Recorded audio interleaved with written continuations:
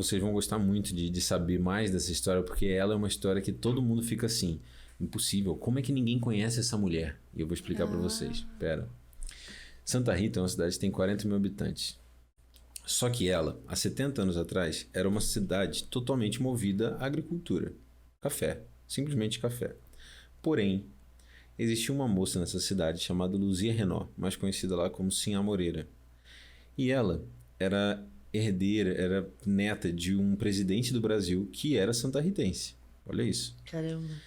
E ela, por vir de uma família muito poderosa, né, né, sei lá, o vô, alguma coisa assim, era presidente do Brasil, ela foi obrigada a fazer um casamento arranjado, há 70 anos atrás. Porém, ela sabia das coisas, né?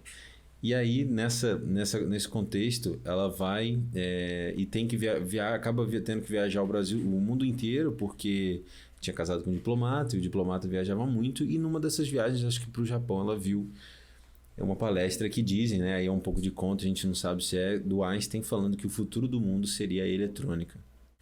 E ela pega toda a herança, ela volta para o Brasil, e aí faz um contrato com o marido, que é onde ele entra com a bunda, ela entra com o pé, pede o divórcio há 70 anos atrás, Caramba. pega toda a herança dela e constrói em Santa Rita do Sapucaí a primeira escola técnica de eletrônica da América Latina inteira.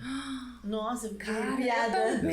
Eu fiquei arrepiada. Exato, e a história dela é incrível, assim, desde a construção, desde a construção da escola. Quando ela falece, ela passa a escola para os jesuítas cuidarem, sempre numa perspectiva de formar pessoas, não necessariamente por mensalidade. Assim, em Santa Rita você tem muita gente que estuda tecnologia e muitas dessas pessoas estudam lá através de bolsas de estudo de quase 100%, assim, para viabilizar a educação em tecnologia dessas pessoas, né? Então, eu particularmente, para vocês terem noção o quanto ela foi revolucionária, na época não existia regulamentação de escola técnica de eletrônica no Brasil. Então ela teve que pegar lá o regulamento, bater na porta do Juscelino Kubitschek e falar: irmão, assina aí, cara. Tô com a escola pronta lá, eu quero rodar esse curso, mas não existe isso no Brasil. E ela vai lá e consegue a assinatura dele para ela conseguir lançar isso. Caramba. E aí, como é que eu me conecto nisso? A minha mãe vem de uma família de Santa Rita. O meu pai era de Volta Redonda.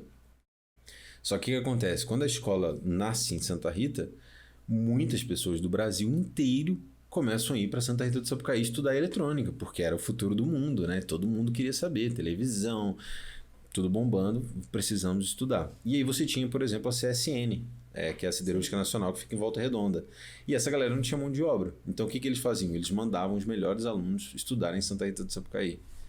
Caramba. Meu pai não foi o melhor aluno, mas o irmão dele foi. E aí ele formou na ET e depois pagou a ET pro meu pai. A ET é essa escola que ela criou, que é a Escola Técnica de Eletrônica Francisco Moreira da Costa. E então, assim, e aí, querendo ou não, quando eu fiz 15 anos de idade, meus pais também falaram: olha, você tem que fazer ET, não é nem pela questão da tecnologia, por questão da experiência de vida. De você sair mais cedo de casa, estudar fora, papapá.